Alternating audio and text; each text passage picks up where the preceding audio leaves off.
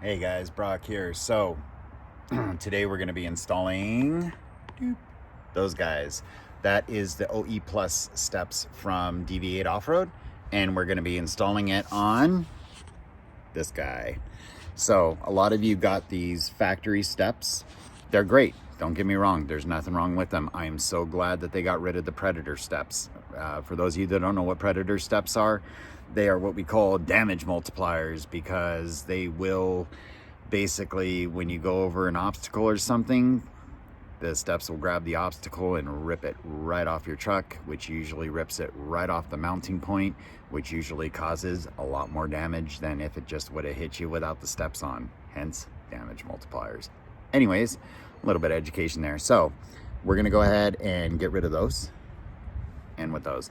But before we do that, I really want to talk quickly about what these are and are not. So these guys are OE, or original equipment plus steps. In the name of itself, it is meant to be better than the original equipment, aka the plastic steps that I just showed you on the red one. The plastic steps, they do have aluminum underneath for support, because they are obviously meant to take your weight as you get in and out of the car. But that's it. Those steps are not meant to help with any sort of trail debris damage, any of that. In fact, most of the people in our group that have those end up replacing them after a couple of trail runs, because as their skill level progresses, they're starting to get into obstacles and things like that, and they end up just getting scratched or dented or dinged, but they need to be replaced.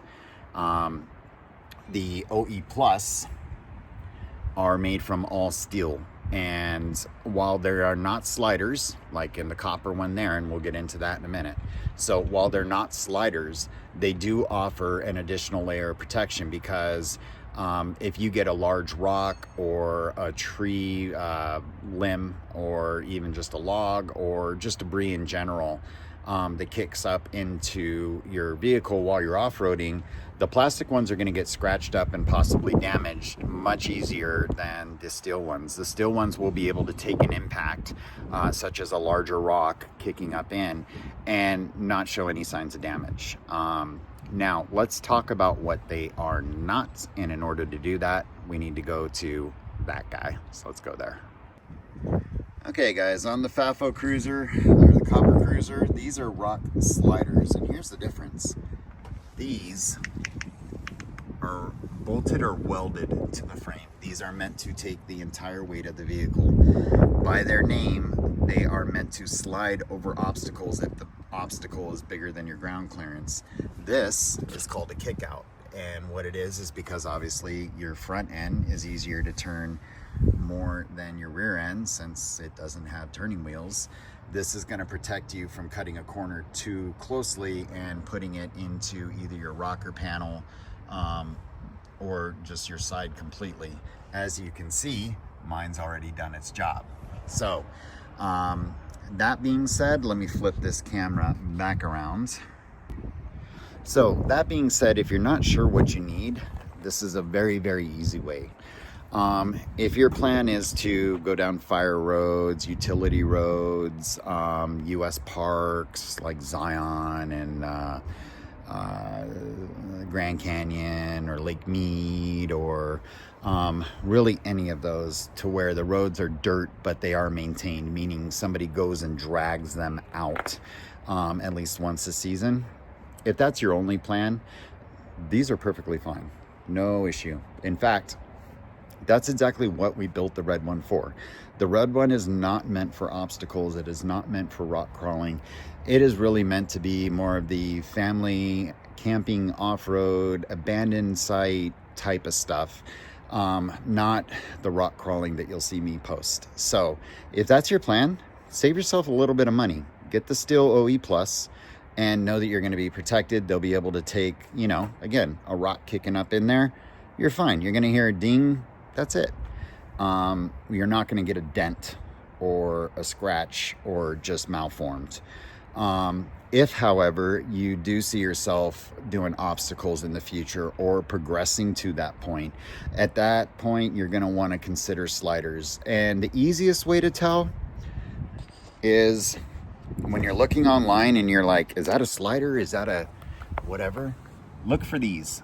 So if you see 3, 1, 2, and then 3, if you see 3 mounting points that seemingly tuck up into this area and they bolt right here, those are steps.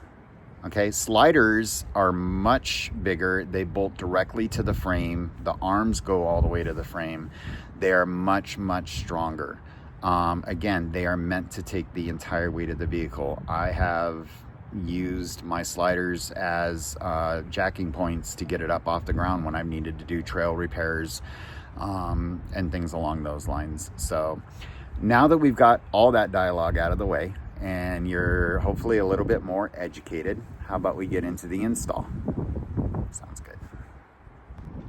Okay guys, so we're gonna start from here so you don't get disoriented. So there's a step that's going on, there's a step that's coming off. Obviously step number 1 is removal, and in order to do that we're going to need to get under the vehicle. Now removal and actually install is a super simple install. If you have a basic mechanic site, you can handle this.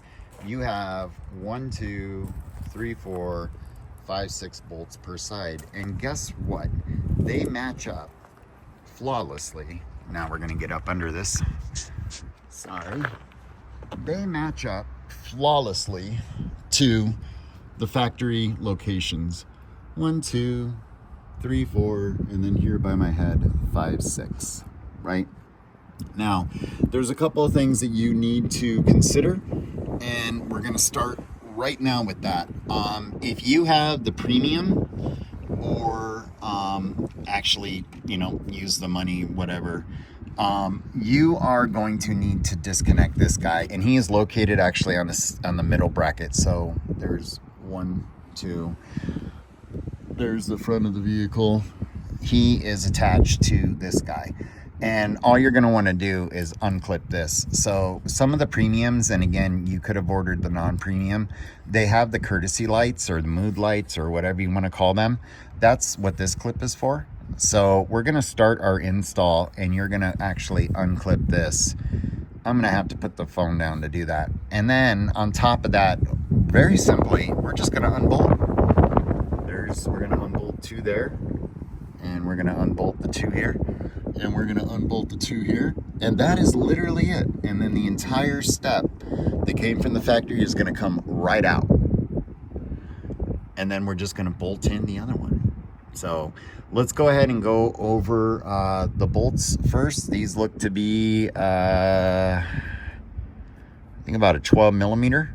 So we're gonna unbolt. Well, first we're gonna unclip this light, and then this light, by the way, goes to this one, so you don't need to undo this.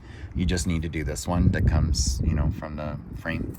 So we're gonna undo just this one, and then unbolt 1, 2, 3, 4, 5, 6. Get that off, and then we'll come up. We'll pick up the video from there. So yeah, let's do it. All right, guys. Well, we got the OEM step off, and there is the OE Plus ready to go in its place. As you can see, the bolt holes, everything lines up. That's what we removed right there, and a couple roll downhill. But it's really as simple as that. So we undid our one plug here, no big deal. The other one's just kind of hanging out. And all we realistically need to do is take the bolts that DV8 provided, zip them into the same exact locations that we removed this guy, and we're done. So this might be the quickest video install that I've ever done. So let's go ahead and get that zipped in, and we can wrap this up. So I am correct. Those are 12 millimeter bolts. Again, use the ones that DV8 provides, but we're gonna get those zipped right into there, and then we're gonna wrap this up and show you guys what it looks like and be done. Neat. Okay team, we're done. It was really as simple as that. As a reminder, with all of our installs, never do your final tighten until you get everything lined up. So and that's no exception. So we did the 6 bolts and finger tight, made sure that we adjusted. So these will slide front and back to your preference. Now what I tried to do is I saw this transition obviously with the door, so I just tried to line it up to where it made sense. And if we look at our back clearance, we're good there. If we look at our front clearance, pretty much terminates at the front door. So symmetrically it makes sense. But these are zipped in. And now if we get any rocks kicked up from the front tire or limbs or who knows what garbage is out in the desert, we're a little bit more protected than where we started. And nice thing is with these, I did not have to play around with those. So no mud flap adjustments. It was really as simple as 6 12mm bolts per side, and then put the DV8 ones in and zip it right back up. So super easy, and we're done.